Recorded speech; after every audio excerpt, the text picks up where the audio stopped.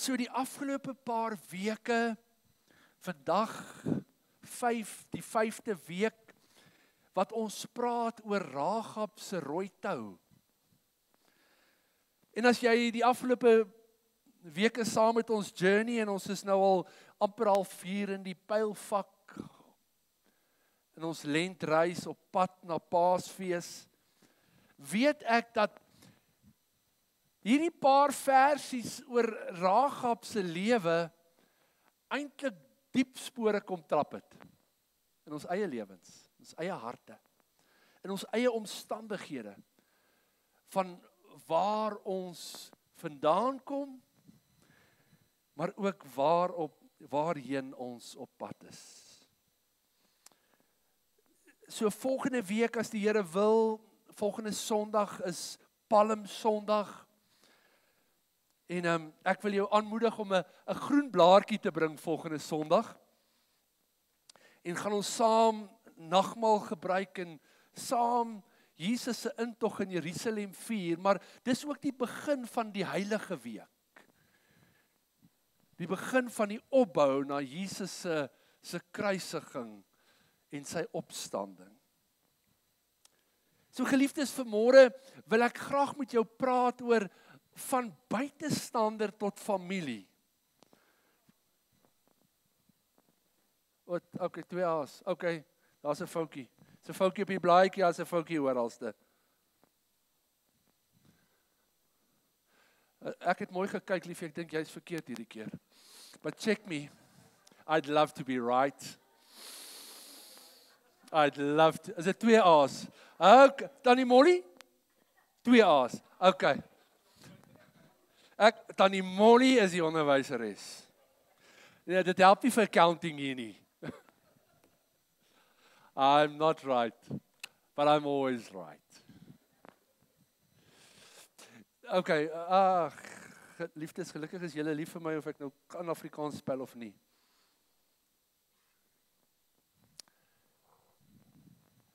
Dis Paulus wat ons herinner het in 1 Korintiërs 1 vers 28, dat hy sê dat dit wat onedel is by die wêreld, en wat verag is, het God uitverkies. En wat niks is nie, om wat iets is, tot niet te maak. Dit wat onedel is. Dit wat verag is. Dink weer aan Rahab. En dit was in die message parafrase, waar hierdie woorde van Paulus jou en my uitgenooi het, om eintlik bietjie 'n diep kykie te neem. En ek hoop jy het nog jou spieeltjie. Om dieper te kyk as net op die oppervlak. Maar hy sê, take a good look, friends. En dan vat hy ons terug na waar ons was en wie ons was voordat ons by God uitgekom het. En dan in die message parafrase is dit asof hy 'n vraag, nie asof nie, hy vra 'n vraag. Hy sê, isn't it obvious that God deliberately chose men and women that the culture overlooks and exploits and abuses? He chooses the nobodies.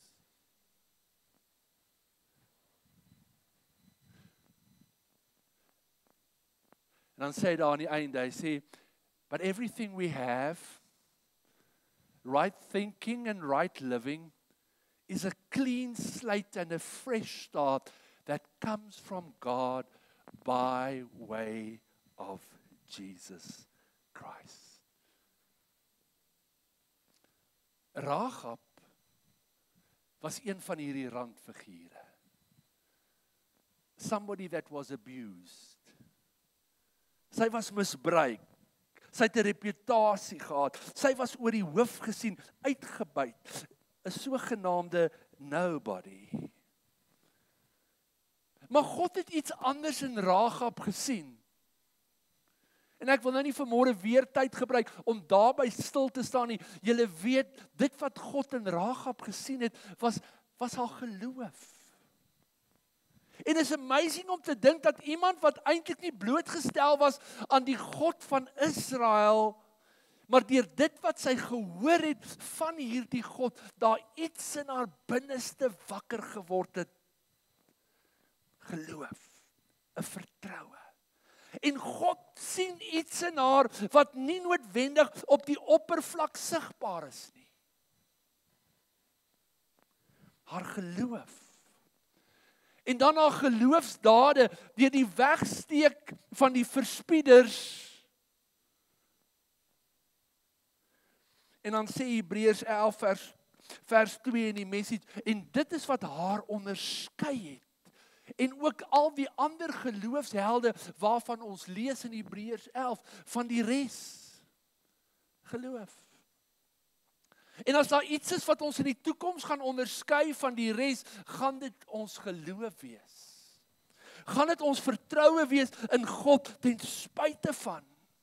En terwyl Rahab hierdie geloof geopenbaar het in hierdie God van wie sy gehoor het, deur mense wat in en uit die stad inbeweeg het, want sy vertel vir hierdie twee verspieders wat sy onder haar dak weggekruip het, sy vertel eintlik vir hulle van haar geloof. Maar in Josua 6 lees ons van die ander kant. En Jerigo het die poort gesluit en gesluit gebly. Vanweë die kinders van Israel. En niemand het ingegaan en niemand het uitgegaan nie. Die English Standard Version sê dit vir my so mooi. Hy sê, now Jericho was shut up inside and outside. No one went in and none went out and none came in. Kan ek jou 40 jaar terugvat? Nie van vandag af nie, 40 jaar terug van Jerigo af. Stuur Moses 12 verspieders. Hulle het nou so pas uit Egipte uitgekom, hulle is so pas deur die Rooi See en God het 'n belofte gegee dat daar 'n beloofde land is en nou stuur Moses 12 verspieders uit, onder andere om te gaan kyk hoe lyk Kanaan en te kyk hoe lyk hierdie stad en Josua was een van daai 12. 40 jaar vroeër. Hou dit in gedagte. En dan kom hulle terug, sê Numeri hoofstuk 13 vers 28 en hulle rapport was, hulle verslag aan Moses was, daardie volk wat in daai land woon is sterk.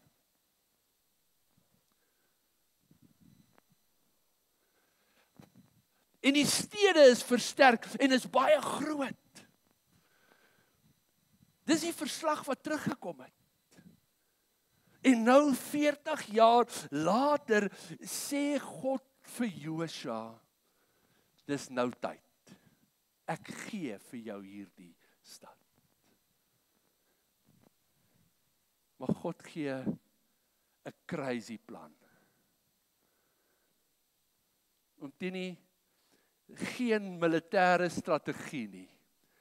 Geen operasionele meesterplan nie. Niks nie. God sê, loop om die muur. Onthou, Josua was daar. Josua het hierdie versterkte stad met sy eie 2 oë gesien. Daar was maar 'n paar opsies. As dit 'n hoë muur is van 'n groot stad wat versterk is, grou jy of onder deur die muur, of jy klim bo oor die muur, of die ander manier is, jy beleer maar hierdie stad en jy wag. You play the waiting game, totdat al die kos opgeëet is en mense begin sterf van die honger en dan spontaan uitkom. Maar ek en jy ken die verhaal, nie een van hierdie strategieë was God se strategie nie. Nie een van hierdie planne was God se plan nie, nie om onderdeur te grou nie, nie om bo oor te klim nie, en beslis nie om mense te verhonger nie. Israel moet stap. 1 keer 'n dag vir 6 dae. Jo, wat 'n meesterplan. Mind-boggling.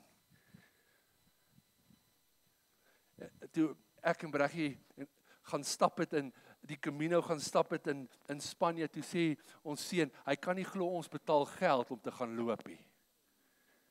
Hoe crazy is dit? Jy betaal mos nie geld om te gaan loop nie. Loop by jou huis. 1 keer 'n dag vir 6 dae. En die strategie is dat die ark van God moet deur die priesters gedra word en dit moet in die voorste linie wees. En die res loop net agteraan. En op die 6de dag, of op die 7de dag, moet hulle 7 keer omloop. Wow, dit het nie eintlik vir jou brein teruggevat nie, né? But it was God's plan. Dit is God se plan. En God beloof op hierdie plan sal hy die stad in die hand van sy volk gee. En dan lees ons daar in Josua 6 vers 20 wat het gebeur. Hy sê, en toe die volk die geluid van die horing hoor, het die volk 'n groot krygsgeskreeu aangehef en die muur het op sy plek ingeval en die volk het in die stad geklim, elkeen reg voor hom uit en hulle het die stad ingeneem. Dit klink verregaande. Hulle het nie opgeklim nie. Hulle het ook nie oorgeklim nie. Hulle het letterlik ingeklim.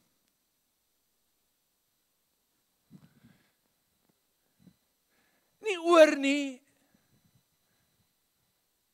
Nie op nie. Hulle klim in.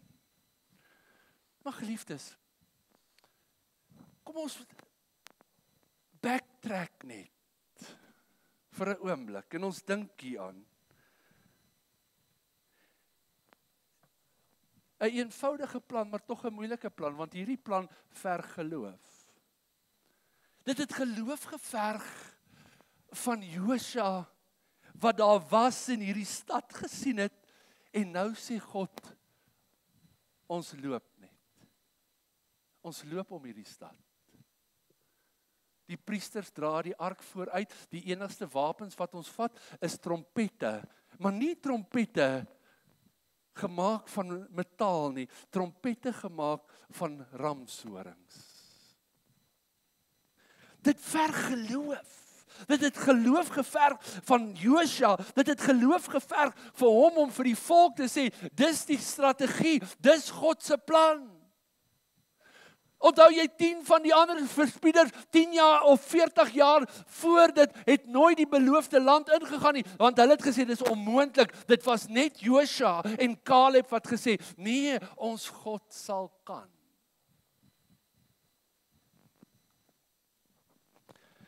Dit het geloof van die volk en van die soldate geverg. Dit het geloof van elkeen gevat om hierdie plan van God nou geset te volg. God kon op enige manier hierdie stad in die hand van die volk gee. God het eintlik nie eens die volk nodig gehad om daaraan deel te neem nie. Hy kon net sommer een nag die mure mekaar laat val, maar God kies dat die volk hieraan moet deelneem, maar op 'n vreemde manier. En dikwels is dit vandag ook so. God nooi ons om deel te hê aan sy plan, aan sy strategie. Hy kies dikwels om te wag vir 'n aktiewe deelname van ons kant af. Dink nou weer aan Rahab. Die verspieder sê vir haar, so maak 'n rooi tou in jou venster vas en dit sal dien as beskerming. Wat se krag lê daar in 'n rooi tou? Wat se beskerming kan dit eintlik bied? God sê vir die volk in Egipte, slag 'n lammetjie, braai sy vleis en vat die bloed en smeer dit aan die deurposte. Dis 'n bietjie weird. God sê vir jou en my, vertrou dat ek wel my seun gestuur het om te sterf aan 'n kruis en sy bloed te laat vloei, sodat jy vry kan wees van jou sonde en dat jy kan deel hê aan die ewige lewe. Klink dit nie ook bietjie crazy nie? Come on. Ons is nou nie disrespectful nie, but come on.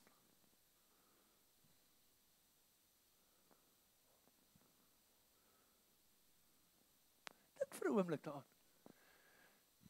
Wat se krag lê in 'n rooi tou by 'n venster? Wat se krag lê in 'n bloed aan 'n deurpos?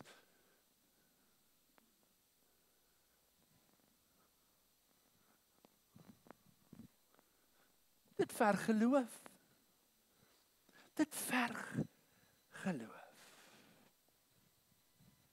Josua kom en hy deel sy plan met die priesters. Hy sê net soos dit was toe ons deur die Jordaan getrek het, gaan julle eerste loop. En die ark van God gaan saam met julle wees. Duidelik het God gesê, hierdie gaan nie 'n oorlog wees nie. Hierdie gaan 'n openbaarmaking wees van die krag en die majesteit en die teenwoordigheid van God in ons midde. En dis wat die oorwinning sou behaal, die teenwoordigheid van God. 7 dae. 7 dae om hierdie stad. Wat sou dit vir die volk Israel sê? Dag 1 was dit nogal 'n joke. Dag 2 was dit dalk miskien nog okay. Dag 3, it's a bit boring. Maar wat wil God vir die volk sê? God wil vir hulle sê, om hom te vertrou, selfs al maak dit nie sin nie. Om God eerste te stel, om hom te vereer en om hom te vertrou om die werk te doen. Baie keer maak God se plan nie sin nie. Dit vra ons om te glo. En dis soms moeilik. Want my kop sê iets anders.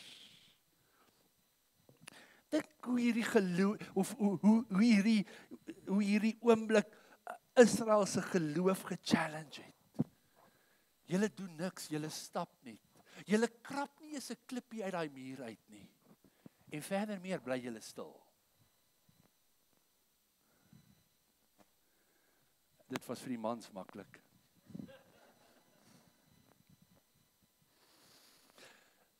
Wat is die nut hieraan? Wat is die doel van hierdie oefening? Om en om te stap en niks te doen nie. En niks te kan sê nie. Dit het dapperheid en courage geverg om dit 6 dae lank te doen. Boonbehalwe die feit dat hulle eintlik hulle self kwesbaar gemaak het, want hier bo op die muur, is ek seker daarvan, het nie net meer die soldate van Jerigo gestaan nie, die hele stad het kom kyk, en ek het hierdie prentjie geimagine, want daai mure was so breed, soldate daarop geloop en gepatrolleer. So kan jy dink, ek dink die eerste dag het hulle almal gewonder, die tweede dag tog hulle, ag kom ons gaan nou maar saam gym toe, jy weet, ons stap maar saam met hierdie volk, terwyl hulle onderloop, loop ons bo. En ons check dit uit. Dis nou net my imagination. Kom ons kyk net, hulle stel hulle self kwesbaar, maar wat doen hierdie gehoorsaamheid in hierdie kwesbare omstandigheid? Ons sal God vertrou om ons te beskerm. Dit het deursettingsvermoë gevat om 6 dae lank dieselfde ding te doen en om niks te sien gebeur nie. Niks het beweeg nie. Al wat gebeur het is die gras het plat geword. As daar gras was.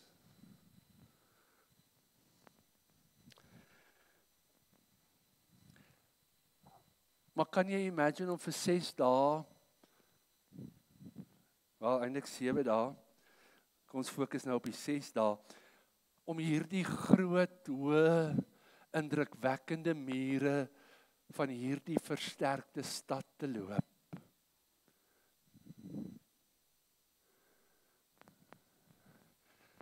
Die volk moes seer sekerlik in hulle hart besef het, maar ons in onsself is hulpeloos. Maar tog het daar iets in hulle gees gebeur. Ek glo hulle afhanklikheid aan God het groter en groter en meer geword. Het jy al agtergekom? Partykeer wanneer ons, when we've come to our wits' end, en ons nie meer planne kan maak nie,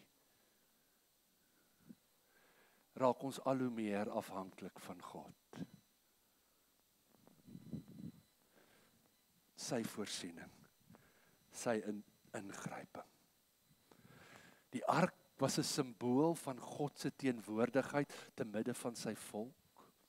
En God bepaal dat die ark vooruit sal gaan. God se teenwoordigheid. God daar. Ek wonder wat het die mense van Jerigo gedink oor hierdie paar dae. Hoekom vrees ons hierdie mense? Want al wat hulle kan doen is loop. En dan blaas hulle op ramshorings. En niemand sê niks nie. Hulle bly net stil. Hulle stap. Dink ek aan daai liedjie, ek is nie 'n skietsoldaatjie nie, 'n vliegsoldaatjie nie. Al wat ek is 'n stapsoldaatjie. Wat het die volk, wat het Jerigo se mense gedink? Hoekom vrees ons hierdie mense? Hoekom sluit ons onsself toe? Hoekom is ons bang vir hierdie mense? Of het daar iets anders in hulle binneste gebeur? Hierdie mense is nie bang vir ons nie. Hulle loop sirkels om ons, terwyl hulle God vertrou en hom vereer. Geliefdes, ek wil vanmôre vir jou sê, jou geloof, jou optrede, jou vertroue in God, gaan vir die wêreld stupid lyk. Hulle gaan dit bevraagteken. Hulle gaan wonder of jy die klits kwyt is.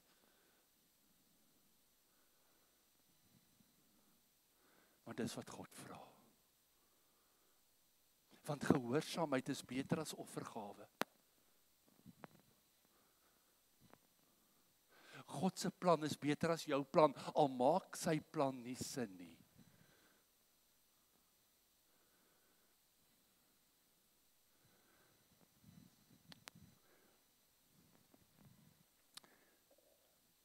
En dis die Bybelkommentator Spurgeon wat iets baie mooi geskryf het oor geloof, en ek wil dit graag vanmôre met jou deel, en jy moet daaroor gaan weer besin en dink.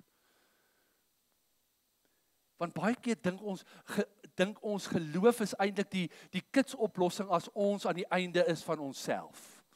Ek kan nou niks meer doen nie, ek gaan nou maar die Here vertrou.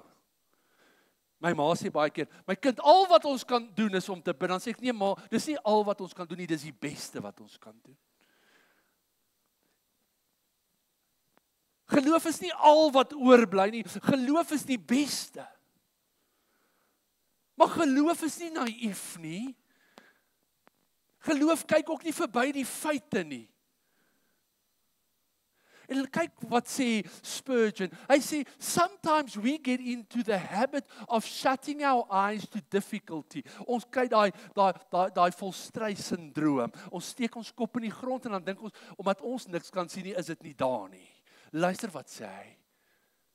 We get into this habit of shutting our eyes to difficulty. Hy sê, that will not do. Faith is not a fool. Is dit nie mooi nie? Faith is not a fool. Faith does not shut her eyes to difficulty and then run ahead.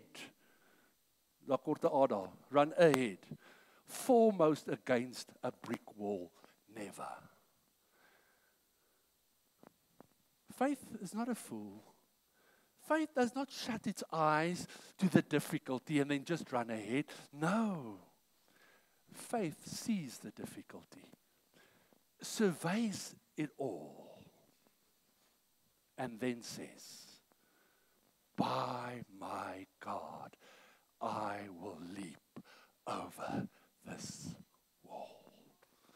Dink vir 'n oomblik aan die volk wat om hierdie stad se mure loop. Hulle sien die grootsheid, hulle sien die almag, hulle sien die sterkte en die krag daarvan. Hulle is nie blind daarvoor nie. Die Here wys vir hulle die onmoontlikheid. But in spite of it, by my God, I will. En ek wil vanmôre sê, geliefdes, ons kan nie ons blind staar teen al die goed wat daar buite gebeur nie. Ons kan nie ons blind staar teen die feite nie. Ons kan nie maak of dit nie bestaan nie. Ons kan dit nie vermy nie. Ek en jy kan nie eers pyn en seer, fisies of emosioneel of andersins ignoreer nie. Is 'n realiteit, dis daar. But by God. Wil jy nie net vanmôre saam met my sê, but by God. But by God. By my God, I leap over a wall. Is dit nie mooi nie? Sal jy weer gaan dink oor wat Spurgeon hier geskryf het? Geliefdes, dis Paulus wat aan die Romeine skryf, en ons het al daarna gekyk in Romeine 15, dan skryf Paulus, hy sê, en alles wat opgeteken is opgeteken. Dis tevore geskrywe, sodat ons deur lydsaamheid en bemoediging van die skrifte hoop kan hê. Ek en Breggie kyk nou weer vir die hoeveelste keer Chosen, waar Matteus alles neerskryf en van die ander disippels. En toe besef ek hoe dankbaar ons is vir hulle wat dit neergeskryf het. En dis wat ek en jy het. Kyk bietjie wat sê een van die Engelse vertalings, ek kan nou nie onthou wat die een is nie. Hy sê, the scriptures impart to us encouragement and inspiration so that we can live in hope and endure all things. Sure. Alles wat opgeskryf is opgeskryf sodat dit vir jou en vir my hoop kan gee. Ons sou iets gemis het as die verhaal van Rahab nie opgeteken was nie. Hoe God die onwaarskynlike raak sien. Hoe God selfs iemand se geloof wat eintlik nie heeltemal verstaan wat geloof is nie eer. En nou hoe dat God kies om daai persoon deel te maak van sy ewigheidsplan, en ons gaan nou daarby kom. 7 keer. 7 dae, die laaste 7de dag, 7 keer. En as jy nou gaan kyk na die betekenis van nommers en syfers in die skrif, dan is 7 volmaaktheid, perfection, completion. In hoofstuk 6 van Josua word hierdie 7 14 keer gebruik.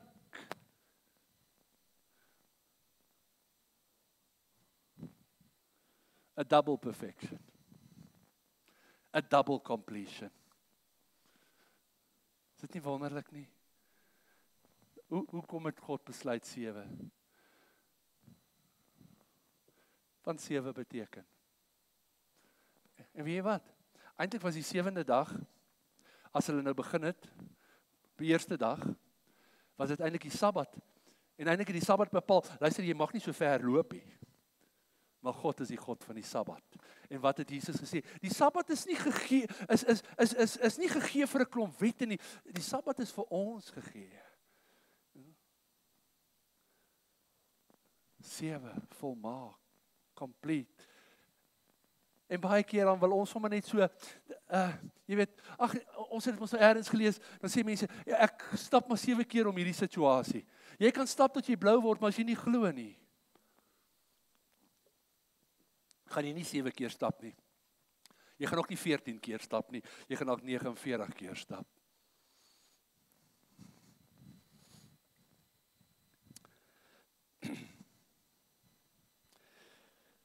Dan lees ons, en ons het dit gelees in Josua 6, en die volk op die 7de dag, na die 7de keer, toe die priesters aanhoudend op die ramshoring geblaas het, het hulle 'n krygskreet geskreeu.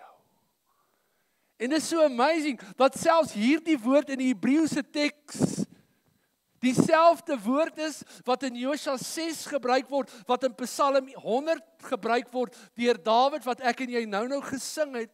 In die een asem is dit 'n krygskreet, in die ander asem beteken dit, that it's a joyful song, it's a joyful noise, it's a noise of victory. Die King James vertaling vertaal dit, Psalm 100, daai Hebreëse woord oor, make a joyful noise. Dink jy ons het vanmôre Psalm 100 gesing, net omdat ons niks anders gehad het om te sing nie? Dink jy ons het vanmôre gesing, shout to the Lord? Dit beteken dat ons mos so, Afrikaners mos so mooi gereserveerd, jy weet, behalwe by die rugby of al die ander plekke, is ons nie gereserveerd nie. Hier shout ons mos so. Shout to the Lord, all the earth, let us sing.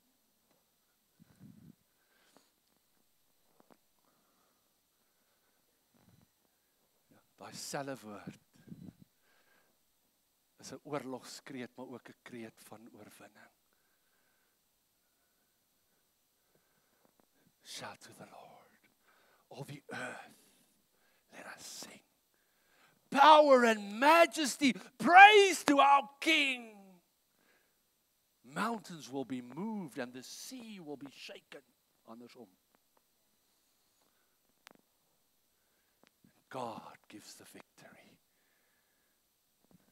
Sê dankbaar vanmôre vir God se oorwinning. Nou sê jy, Lech, maar wat het dit te doen met 'n buitestander tot familie? Hier in Josua 6 vers 22 en ek gaan nou klaarmaak.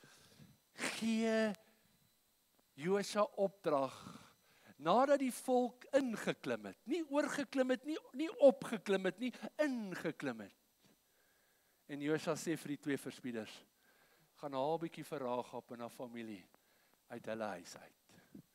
Die enigste deel wat nie in mekaar geval het nie. Want daar het 'n rooi tou gehang. Nie 'n rooi tou van tou nie, 'n rooi tou van verlossing, van geloof. En wat sê die Hebreërs skrywer, Hebreërs 11, baie jare later, vers 31 sê, en Rahab het nie omgekom soos die res van Jerigo nie. As gevolg van hulle ongehoorsaamheid het hulle omgekom, maar as gevolg van haar geloof het sy en haar familie bly leef.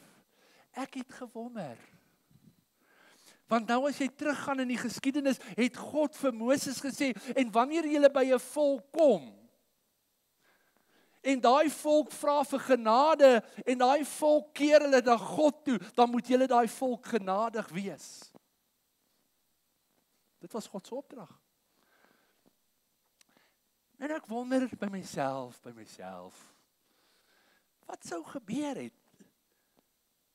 as die koning van Jerigo en die mense gesê het, ons glo ook in hierdie God.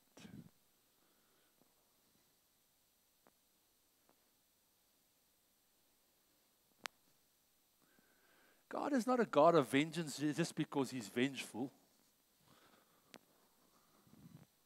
God is 'n God van genade en barmhartigheid en liefde. Maar hulle het hulle harte verhard en hulle deure gesluit en gesluit gebly van die binnekant en van die buitekant.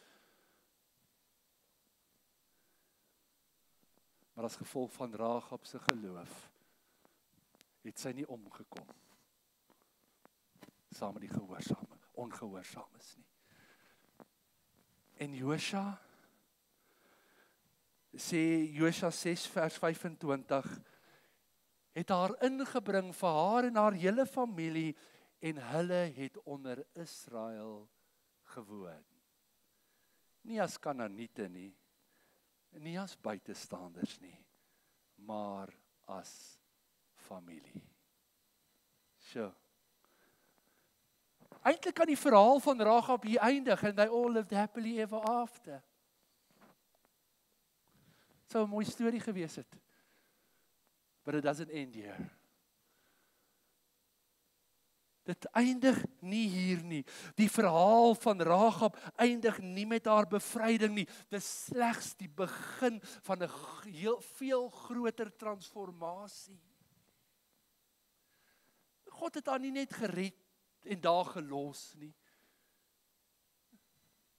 God transformeer haar lewe. God verander haar lewe. En later lees ons in Matteus dat sy deel word van die geslagsregister van die koning van alle konings, Jesus Christus. Is dit nie redemption nie? Is dit nie redemption nie? Ja, is dit nie amazing nie? Bedink dit vir 'n oomblik. Rahab, eens geëtiketeer as 'n sondaar en 'n buitestander, word 'n integrale deel van God se plan om die verlosser van die wêreld na hierdie aarde toe te bring. En ek het hier my notas geskryf, van 'n prostituut tot 'n prinses. Kan ons nie vir die Here net 'n lofoffer gee nie? He changes your destiny. God wil ons nie net red en ons los dat ons net gered bly nie. God sê nee, ek het 'n droom, ek het 'n plan vir jou lewe. Paulus skryf en ons het daarna gekyk in die vorige weke. Hy sê, dit was nie lank terug nie wanneer hy skryf. Hy sê, julle was sonder Christus, was julle vervreemd van die burgerskap van Israel. Hy sê, julle was nie eens deel van God se beloftes nie. Hy sê, julle was sonder hoop en sonder God. En dan skryf hy aan die Efesiërs in Efesiërs hoofstuk 2 vers 13. Hy sê, maar nou in Christus. In Christus Jesus het julle wat vroeër ver was, naby gekom deur die bloed van Christus. Is dit nie amazing nie? En dan sê die Passionate vir my so mooi. Hy sê, we have become his poetry. Is dit nie mooi nie? Poetry, gedig. 'n Gedig is so 'n mooi ding. We have become his poetry. A recreated people that will fulfill the destiny he has given each of us. Sal jy die woordjie destiny onderstreep?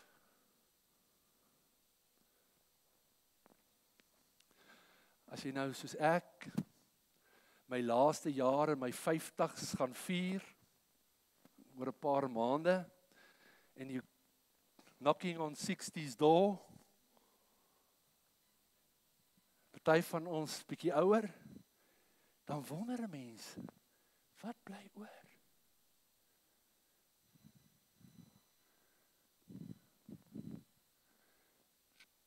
Is daar nog iets? Is daar nog iets? Ja. Die feit dat jy hier is, beteken dit dat God nog nie klaar is met jou destiny nie.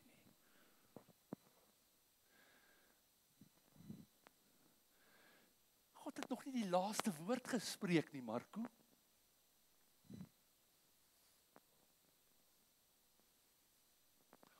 Ongeag die feite, ongeag die statistiek, ongeag wat alles sê, die simptome en. Dink aan wat Spurgeon gesê het. I know, that I know, that I know. En deur die bloed van Jesus Christus is daar, sê Paulus, nie meer Jood of Griek, slaaf of vryman, man of vrou. Hy sê, in Christus is ons almal dieselfde. In Christus word ons erfgename van God en mede-erfgename van Jesus Christus. En as God die koning is, en hy my pa is, wat maak dit my? 'n prins, 'n prinses. Kan ek jou weer na Rahab toe vat? Van 'n prostituut tot 'n prinses. Ek ken nie jou storie nie, jou history nie, maar ek weet wat sê God. En hy vat ons wat buitestanders was, en hy bring ons binne in sy huis in. En hy gee vir ons skoene aan ons voete, en 'n kleed om ons skouers, en hy sit 'n ring aan ons vinger, en hy slag die gevetgemaakte kalf, en hy sê, my kind het huis toe gekom. Is jy dankbaar vanmôre? Geliefdes, is nie klaar met ons nie. Is nie verby met ons nie. Is nie verby met jou nie. Sal jy in hierdie week na daai 2 vrae gaan kyk op die blaadjie? Hoe laat hierdie wete jou voel? Dat God jou en my vat van niks af, ten spyte van waar ons vandaan kom, ten spyte van ons geskiedenis, ten spyte van alles wat ons beleef en ervaar het, bring God ons in sy familie in. En het hy 'n ewige plan met ons.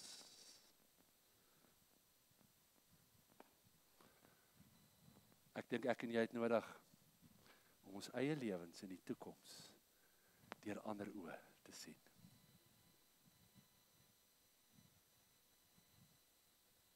As 'n rooi tou van genade. En hy bring ons in sy familie in.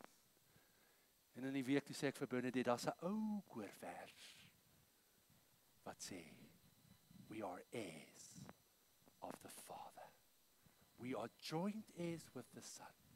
We are children of the kingdom. We are family. We are one. Kan ons vir die Here lof offer gee, terwyl ons aanbiddingsspan vorentoe kom. Wow. Is jy vanmôre dankbaar vir genade? Dat God buitestanders kies. Is jy dankbaar vir die verhaal van Rahab? En dit was nie die einde, net dat sy moet uitkom uit Jerigo uit nie. God sê nee, ek verander jou destiny. Jy word deel van die bloedlyn van die Messias. Wow. Sal jy vanmôre net vir 'n oomblik saam met my opstaan?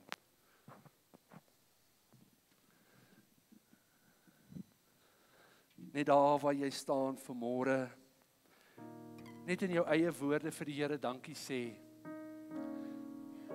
dat hy jou raak sien. Hy het jou raak gesien en hy sien jou nog steeds raak.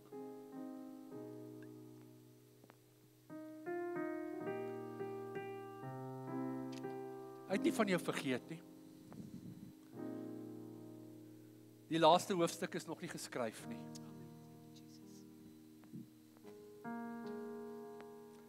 Ek en jy weet wat die uiteinde gaan wees. Ons gaan saam met hom wees vir ewig en ewig en ewig en ewig. Maar tot dan het hy vir jou en my iets meer. Maar soos elke belofte in God se woord is dit ja en amen. Maar soos wat die volk Jerigo moes vat, inneem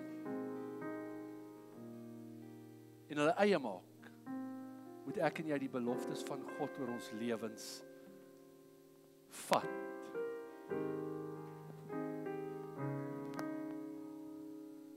Dit inneem en dit ons eie maak.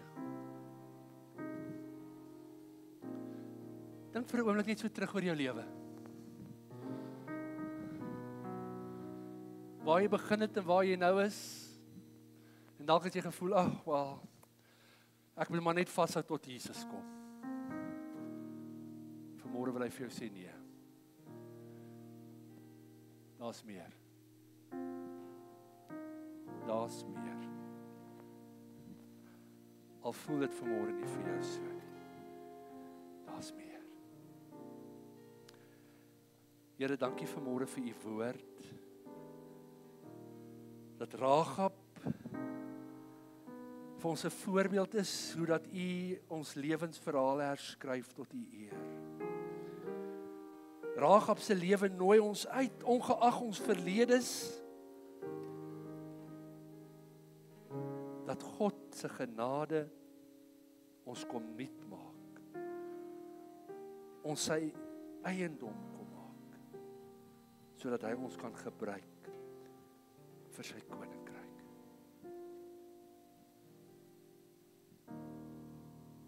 Here, mag Rahab se lewensverhaal ons herinner dat ons waarde en ons doel van u af is en nie dit wat mense van ons sê of dink nie. Heilige Gees, sal u die naprediker wees van hierdie woord. En ons dank u daarvoor. In Jesus naam. Amen. En amen.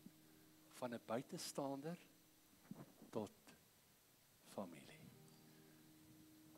We are heirs. Kom ons sing dit vanmôre. Soos mense wat deel is, erfgename is van God en mede-erfgename van Jesus Christus. As jy dit nie ken nie, is jy nie so oud soos ek nie. We are heirs of the Father. We are joint heirs with the Son. We are children of His kingdom. We are family. We are one. We are